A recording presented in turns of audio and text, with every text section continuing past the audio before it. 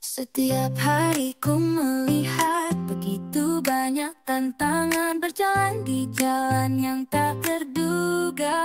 Namun tetap ku semangati diriku sendiri.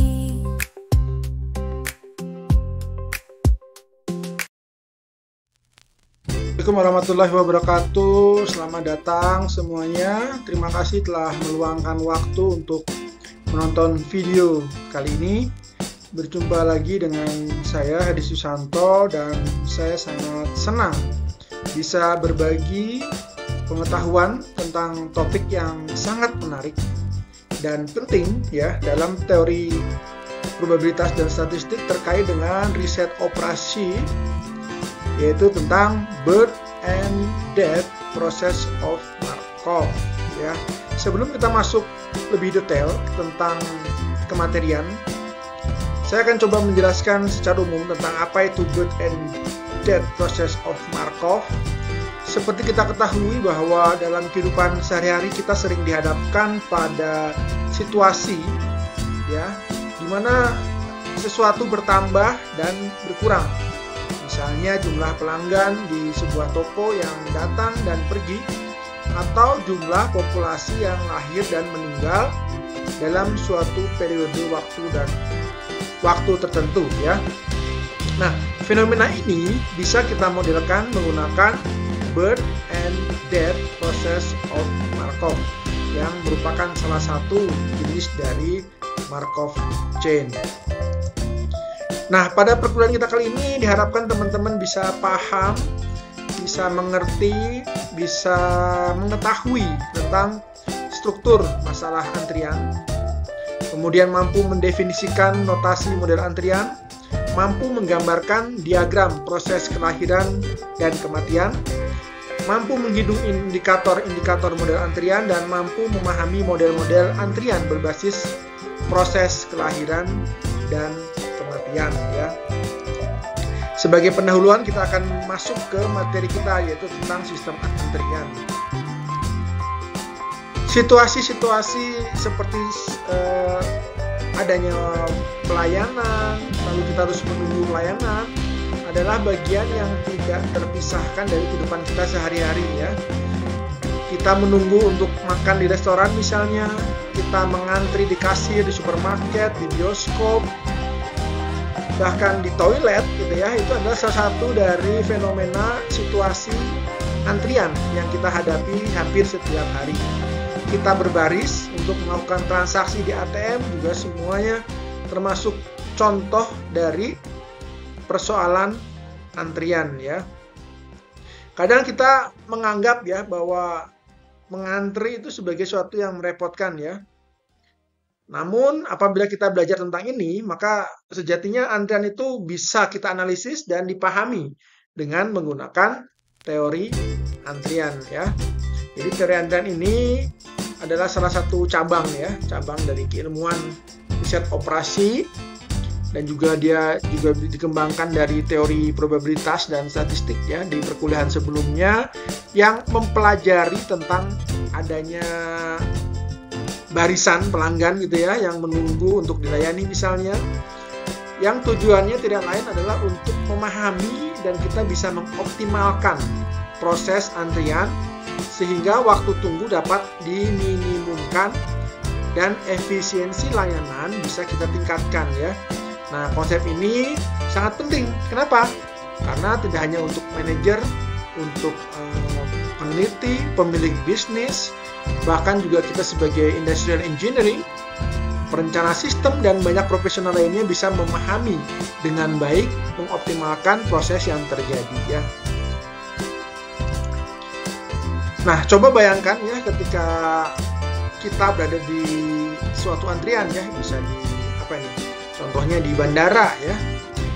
Kita harus menunggu ya, kita lapar ingin segera naik ke pesawat, tapi kita harus menunggu dulu ya sampai mengantri berjam-jam, atau padahal kita cuman semua sudah lengkap, barang-barang sudah dimasukkan ke bagasi dan sebagainya, kita harus menunggu, tapi kita tetap harus mengantri ya, mengantri panjang. Nah, ini tentu membuat kita sebagai pelanggan itu merasakan perasaan yang tidak nyaman ya, frustasi, kemudian marah, jenuh, dan sebagainya. Dan dengan ini tentu kalau dalam skala industri dapat menimbulkan kerugian yang besar ya bagi perusahaan terutama yang melayani pelanggan. Nah, dengan memahami dan menerapkan teori antrian, maka sesungguhnya kita bisa mencari strategi ya atau kebijakan yang tepat untuk mengurangi waktu tunggu dan meningkatkan pelanggan ya, meningkatkan pengalaman pelanggan atas layanan yang kita berikan ya. Sehingga dampak buruk dari aktivitas yang tidak seharusnya, yang tidak kita inginkan itu dapat kita kurangi ya, seperti itu ya. Nah, mengapa muncul antrian? Nah, ini pertanyaan yang sering kita tanyakan ya, dan mungkin kita juga sudah tahu jawabannya ya. Jadi adanya terlalu lama waktu pelayanan sehingga jumlah kedatangan pelanggan itu lebih banyak ya dibandingkan dengan waktu melayani pelanggannya, sehingga terjadi antrian. Nah, ini di sini akibatnya apa? Akibatnya antrian yang panjang ya. Dengan adanya antrian yang panjang, maka sebagian orang bisa membatalkan niatnya untuk membeli produk atau menggunakan jasa tertentu yang ditawarkan. Nah, jadi fasilitas pelayanan yang melayani customer atau servernya itu terbatas jumlahnya, bisa kapasitasnya terbatas sehingga untuk melayani semua pelanggan itu harus menunggu sehingga tidak mampu mengoptimalkan. Nah, ini menjadi permasalahan yang nanti akan kita coba cari solusinya ya.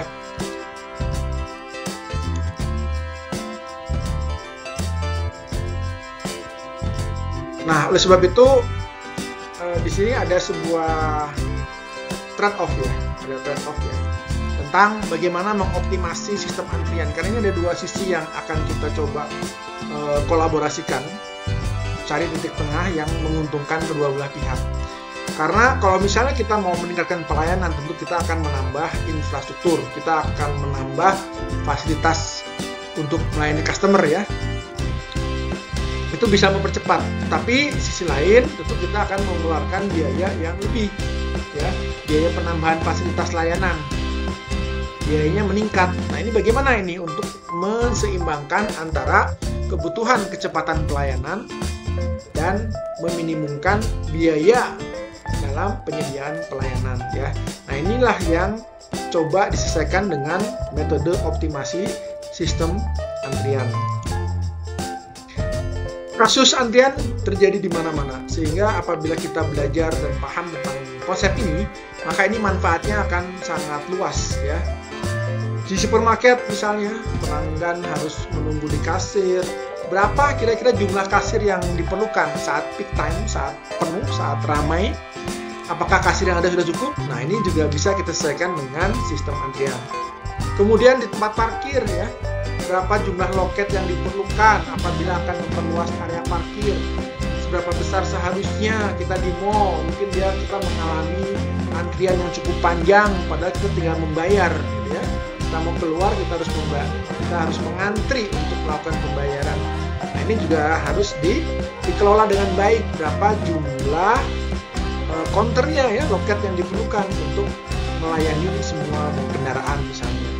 Kemudian di kasus lain, di call center seperti di bidang telekomunikasi, kita ada keluhan, atau di PLN ya, ada keluhan terkait dengan pemadaman listrik dan sebagainya. Kadang-kadang call centernya itu terbatas sehingga customer yang melakukan panggilan dia harus menunggu sampai pelanggan sebelumnya itu dilayani. Nah, itu apakah perlu kita buka call center baru gitu ya, jumlahnya kita tingkatkan sehingga begitu ada keluhan langsung dilayani dengan baik. Nah, ini juga bisa diselesaikan dengan persoalan antrian. Yang keempat, sistem produksi ya.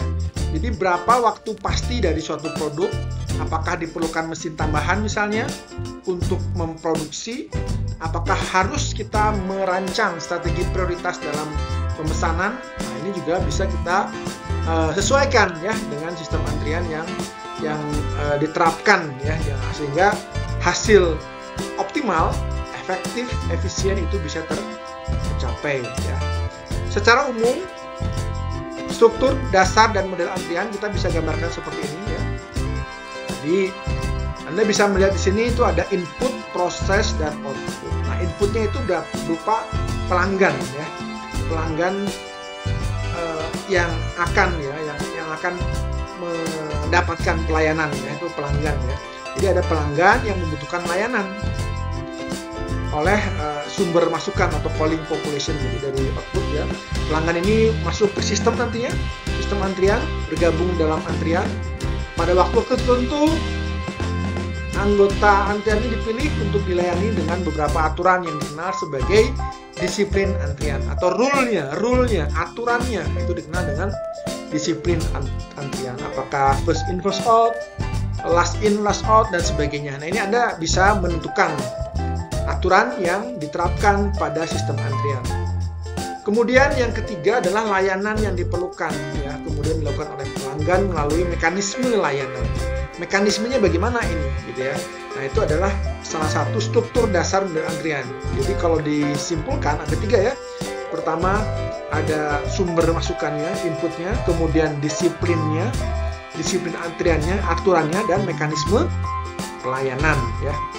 Mekanisme pelayanan. Nah, tiga hal ini adalah struktur dasar model antrian. Oke, kita masuk ke input ya. Input source.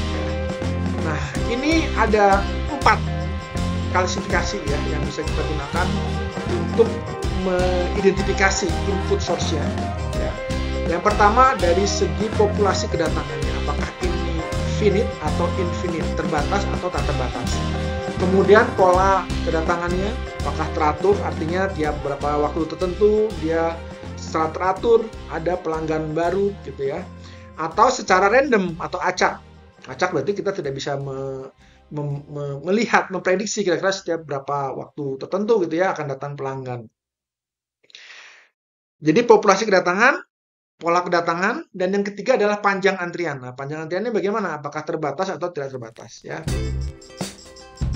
Kemudian perilaku. Nah, ini perilaku ini adalah terkait dengan bagaimana perilaku customer ya, perilaku pelanggan ketika dia akan masuk ke sistem antrian.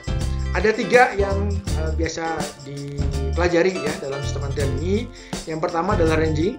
Ranging ini adalah perilaku ketika pelanggan memutuskan untuk meninggalkan antrian setelah mereka sudah masuk di dalamnya. Jadi mereka sudah masuk di antrian, tapi mereka memutuskan untuk meninggalkan. Alasannya macam-macam ya, bisa karena waktu tunggunya yang terlalu lama, atau melihat opsi lain yang lebih cepat atau menguntungkan ya, sehingga dia harus meninggalkan. Nah, reneging ini bisa berdampak negatif pada persepsi layanan karena menunjukkan bahwa pelanggan merasa tidak puas dengan waktu tunggu yang dihadapi ya. Kemudian yang kedua adalah balking ya. Balking ini adalah perilaku ketika pelanggan memutuskan untuk tidak masuk ke dalam antrian sejak awal. Jadi begitu dia melihat gitu ya, wah rame, dia sudah tidak masuk ke antrian, jadi dia langsung pindah, memutuskan untuk tidak lanjutkan ya. Nah, ini juga sama ya, ini mereka memilih untuk tidak menggunakan layanan tersebut.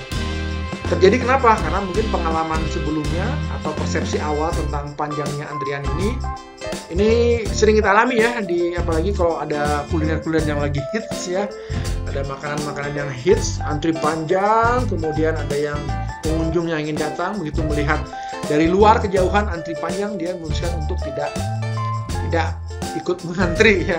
Jadi perilaku balking ya. Yang ketiga adalah jockeying. Jockeying itu adalah perilaku pelanggan berpindah dari satu antrian ke antrian lainnya dalam harapan mendapatkan layanan yang lebih cepat ya. Ini banyak terjadi di tempat-tempat antrian paralel misalnya. Paralel, jadi ada beberapa server yang melayani ya. Begitu melihat server yang lain itu kok sepi, kosong ya, dia masuk ke server tersebut ya. Di supermarket misalnya, atau di jalan tol ya bisa ya, jalan tol untuk membayar gerbang tol. Pelanggan yang melakukan jockeying ini percaya bahwa mereka dapat mengurangi waktu tunggu karena pindah ke antrian yang dianggap lebih cepat gitu ya. Nah, ini adalah 4 klasifikasi atau karakter identifikasi dari input source-nya ya, dari sistem antrian. Oke. Nah, ini contoh untuk yang tadi ya, populasi antrian, ada yang infinite dan finite. Finite terbatas, infinite itu tak terbatas. Misal kalau yang finite, antrian mahasiswa yang akan diregistrasi ya, jumlahnya jelas, siapa saja namanya, nomornya berapa itu ada jelas, maka itu terbatas. Tapi kalau tak terbatas, infinite misalnya kayak antrian pelanggan yang antri ATM, kita tidak tahu berapa banyak yang akan datang, dari mana dan sebagainya, itu juga tidak tahu. Nah, itu dianggap sebagai populasinya tak terbatas, infinite ya. Kemudian dari karakteristik populasi yang dilayani ada yang polanya teratur dan random ya. Kalau teratur jelas ada periode waktu yang fix, berapa menit sekali, berapa detik sekali, berapa jam sekali pelanggan akan datang. Kalau yang random, misalnya yang acak ya, kayak nasabah di bank, ambil ATM, kemudian masih banyak lagi, itu contoh yang random ya. Oke. Nah, tadi yang karakteristik yang dilayani ya, polanya ya, pola kedatangannya ya. Jadi walaupun acak, walaupun random, tapi polanya itu bisa kita gambarkan, bisa kita identifikasi apakah dia berdistribusi probabilitas statistik tertentu atau tidak. Nah, kalaupun dia memiliki distribusi tertentu, tentu kita nanti uji apakah dia misalnya berdistribusi Poisson misalnya, berdistribusi general, umum, dan sebagainya. Yaitu contoh-contoh dari pola kedatangan acak yang sebetulnya bisa kita prediksi, kita tentukan. Ya. Caranya bagaimana? Caranya kita hitung, ya. Kita hitung, kita catat kedatangan per satuan waktunya. Ya. Jadi berapa menit sekali itu datang customer. Ya. Kemudian mungkin kita juga bisa catat nih jam berapa si A datang, jam berapa si A dilayani, terus nanti datang lagi, terus kita polakan ya. Nanti kita kumpulkan datanya, lalu kita uji statistik apakah distribusi yang sesuai dengan pola kedatangan tersebut ya. Nah, itu caranya ya. Jadi meskipun acak, tapi nanti kita ketahui berapa, apakah distribusi yang sesuai dengan pola tersebut ya. Ini contohnya ya, misalnya kedatangan digambarkan dalam jumlah satu waktu ya. Bila kedatangan terjadi secara random, informasi penting adalah ada probabilitas N kedatangan dalam periode waktu tertentu, misalnya N dari 0, 1, 2, dan seterusnya. Jika kedatangan diasumsikan terjadi dengan kecepatan rata-rata yang konstan, ya, rata-rata konstan dan bebas satu sama lain, independen, artinya distribusi kedatangan ini bisa kita sebut sebagai distribusi probabilitas Poisson ya. Jadi distribusi probabilitas Poisson ini termasuk kategori distribusi discrete ya, karena jumlah kedatangannya di sini yang akan kita coba identifikasi ya. Nah, Poisson ini sendiri tentu kalau kita belajar statistik ya, itu sudah ditemukan oleh Simeon Poisson pada tahun 1781 ya, sampai 1840 beliau hidup ya. Dia meneliti tentang pasien di rumah sakit ya. Lalu dia ya melakukan penelitian di sana, mempelajari polanya, ternyata ada karakteristik yang menarik gitu ya, yang dia rumuskan dalam bentuk formula atau rumus matematis tentang pola distribusinya ya. Nah, di sini jumlah kedatangan itu kan non negatif ya, non negatif integer, dari 0, 1 dan seterusnya, lebih besar sama dengan 0. Nah, ciri dari distribusi Poisson ini ya, biasanya rata-rata jumlah kedatangannya itu setiap interval bisa diestimasi atau diprediksi dari data-data sebelumnya ya. Jadi bisa kita prediksikan, kita estimasikan kira-kira berapa rata-rata jumlah kedatangannya ya. Nah, rumusnya bagaimana? Rumusnya itu seperti ini ya. Jadi ini probabilitas N kedatangan dalam waktu T ditentukan dengan rumus seperti ini. Jadi P probabilitas untuk N, T ya, N, T ya. Sama dengan E pangkat min lambda T, nah ya, dikali lambda T pangkat N per N faktorial. Lambda itu apa? Lambda itu adalah rata-rata kedatangan persatuan waktu ya. T itu adalah periode waktu. N jumlah kedatangan dalam waktu T. Sehingga P NT sama dengan probabilitas N kedatangan dalam waktu T ya. Jadi di sini yang sangat berpengaruh itu lambda ya, di sini ya. Lambda ini sangat berpengaruh terkait grafiknya ya. Grafik probabilitas distribusi Poisson ya. Anda juga bisa melihat dengan grafik ini ya. Ini adalah distribusi Poisson dengan nilai lambda yang berbeda ya. Jadi Anda bisa lihat semakin besar nilai lambdanya, maka dia akan semakin landai ya. Sementara apabila semakin kecil, dia akan semakin curam grafiknya ya. Oke. Nah, itu terkait dengan distribusi Poisson. Nah, kemudian jika kedatangan mengikuti distribusi Poisson, maka waktu antar kedatangan akan berdistribusi eksponensial. Jadi eksponensial sama Poisson ini saling terkait satu sama lain ya. Jika Poisson itu mewakili distribusi diskrit kali ya, diskrit. Kalau yang eksponensial itu adalah kontinu karena waktu ya. Nah, eksponensial ya. Itu rumusnya apa? Anda bisa lihat di sini P dalam kurung T lebih kecil sama dengan T kecil ya, sama dengan 1 min E pangkat minus lambda T ya. Jadi lambdanya tetap sama ya, rata-rata waktu kedatangan satuan waktu. Kita dapat informasi ini dari distribusi Poisson. T-nya adalah satuan waktunya. Waktunya kapan gitu ya. Waktu tertentu, spesifik. Kita nanti tentukan apakah waktu kedua, waktu keberapa gitu ya. Seperti itu ya. Nah, ini terkait dengan distribusi eksponensial. Jadi kita ada dua yang kita gunakan, yang paling populer, distribusi Poisson dan distribusi eksponensial. Nah, jika teman-teman ingin lebih tahu lebih lanjut tentang kedua distribusi ini, bisa mempelajari ya di perkuliahan probabilitas dan statistik atau dari buku probabilitas dan statistik ya. Itu nanti akan dijelaskan tentang bagaimana penurunan rumus-rumusnya ya. Nah, seperti itu. Dan kali ini tidak akan dijelaskan secara detail karena fokusnya adalah di sistem antrian ya. Oke. Nah, kemudian terkait input source ya. Ini tadi ya yang perilaku kedatangan ya, ada reneging, walking, dan jogging yang tadi sudah disampaikan pada pembahasan sebelumnya. Nah, antrian ini bisa limited, bisa unlimited ya. Contoh yang unlimited misalnya di jalan tol ya. Di jalan tol ada antrian panjang, itu kan tak terbatas ya. Jadi buat kendaraan berapapun itu boleh mengantri, tidak ada batasan. Tetapi kalau misalnya di rumah makan misalnya ya, antriannya itu kan dibatasi oleh ruang ya, ruang mengantri, ruang tunggu misalnya ya, atau dan itu juga terbatas oleh keterbatasan tempat ya, tempat itu disebut sebagai antrian yang terbatas, limited ya. Panjang antriannya itu terbatas ya. Nah, kemudian kasus batasan panjang antrian ini yang tertentu itu definite line length ya.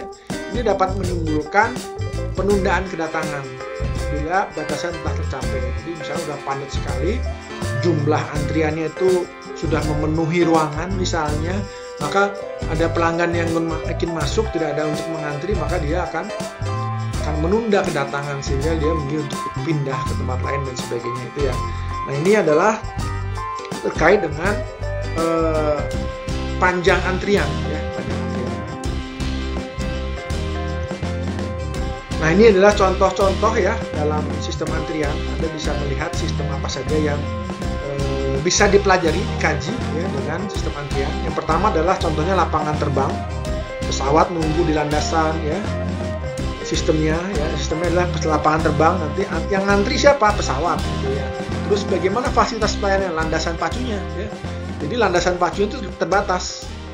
Kadang ada pesawat yang harus terbang, itu harus menunggu pesawat yang turun ya, turun. Nah, ini apabila tidak diatur dengan baik kan oleh command centernya, maka itu bisa menimbulkan kecelakaan ya.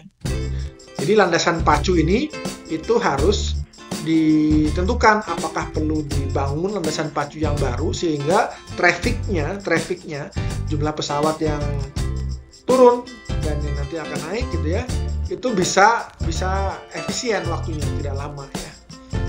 Nah, itu di lapangan terbang misalnya ya.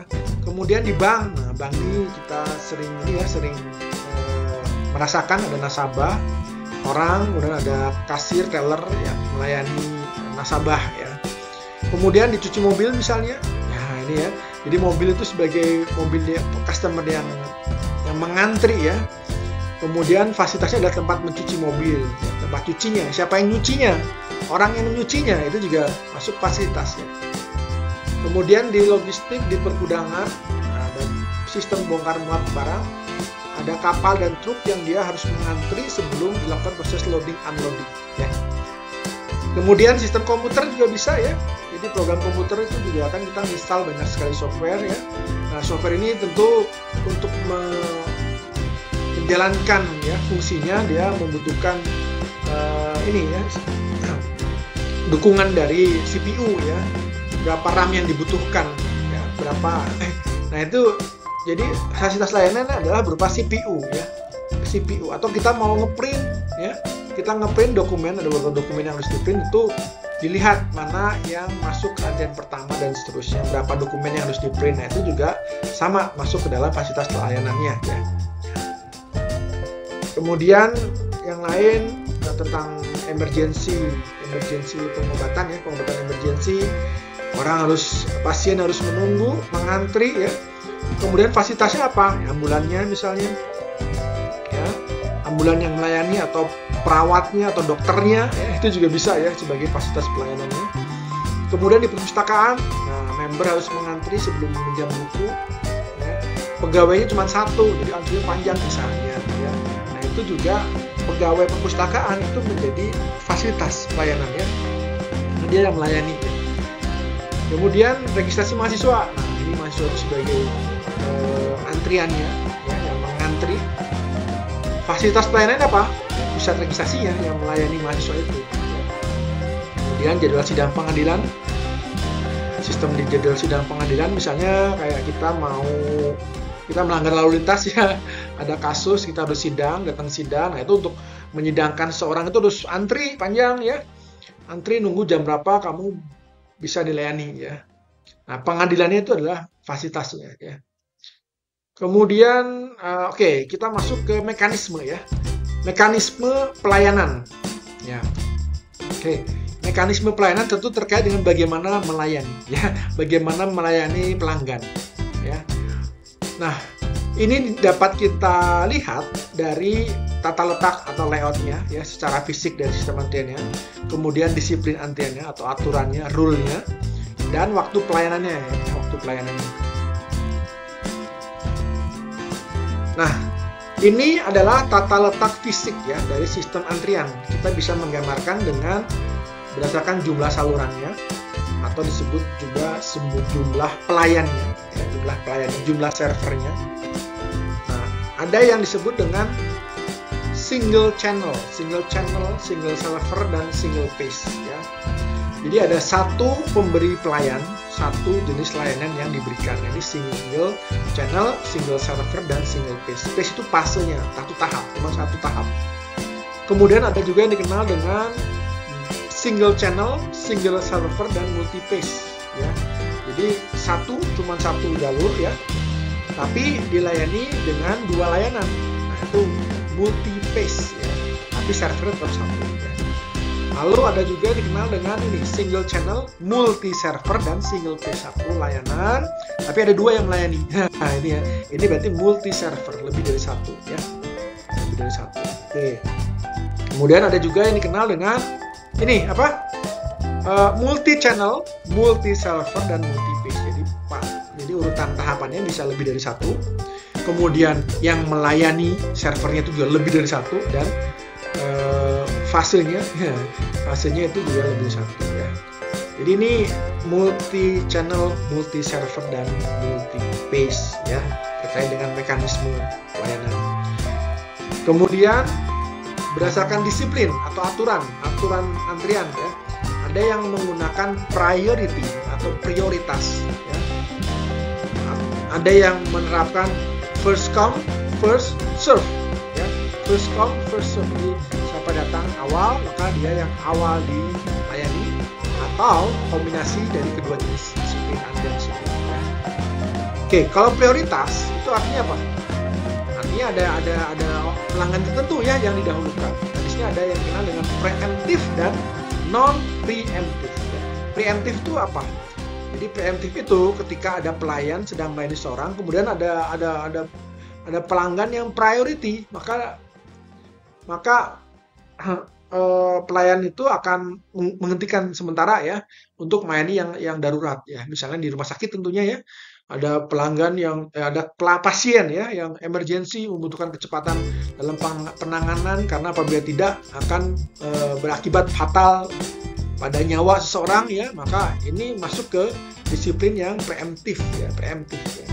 Tapi ada juga yang non preemptif. Nah, non preemptif ini itu bedanya nih. Jadi pelayan dia akan menyelesaikan dulu nih pelayanannya pada pelanggan yang dihadapi, baru nanti melayani pelanggan yang priority gitu ya.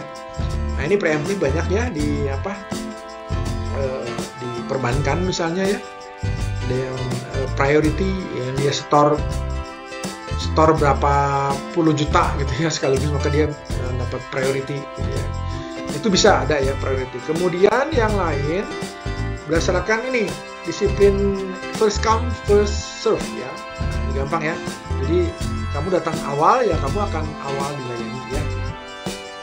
Atau kombinasi. Nah, kombinasi ini jadi misalnya kayak ini ya, pembeli akan melakukan pembayaran di kasir untuk pembelian kurang dari 10 jenis barang. Dengan keranjang misalnya di supermarket ya disediakan counter tersendiri. Jadi kayak misalnya ada counter tanpa troli ya itu ya.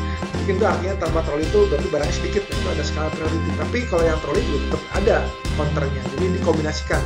Ada 2 counter ya.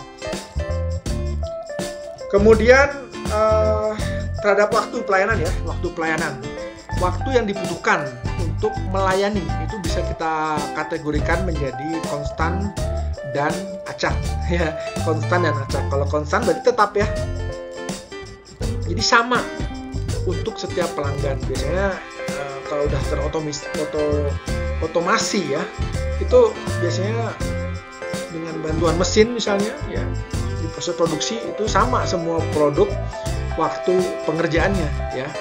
Itu bisa konstan, tapi kalau melibatkan manusia itu kadang agak sulit ya untuk konstan. Pasti ada perbedaan ya terhadap customer yang satu dan customer yang lainnya. Itu masuk ke acak ya, acak. Tapi tetap distribusinya bisa kita pelajari ya waktu pelayanannya. Nah, kurang lebih itu yang bisa disampaikan untuk part pertama ini ya. Nanti kita masuk ke part 2 terkait dengan model antrian ya. Model antrian sampai di sini. Apabila ada pertanyaan yang ingin ditanyakan, Anda boleh menuliskan pada kolom komentar atau Anda bisa langsung menghubungi saya. Kita berjumpa lagi di video selanjutnya. Terima kasih. Assalamualaikum warahmatullahi wabarakatuh. Setiap hari ku melihat begitu banyak tantangan berjalan di jalan yang tak terduga, namun tetap ku semangati diriku sendiri. Waktu terus berjalan seperti kilat yang cepat berlalu, namun ku takkan biarkan diriku terhenti. Ku terus berlari.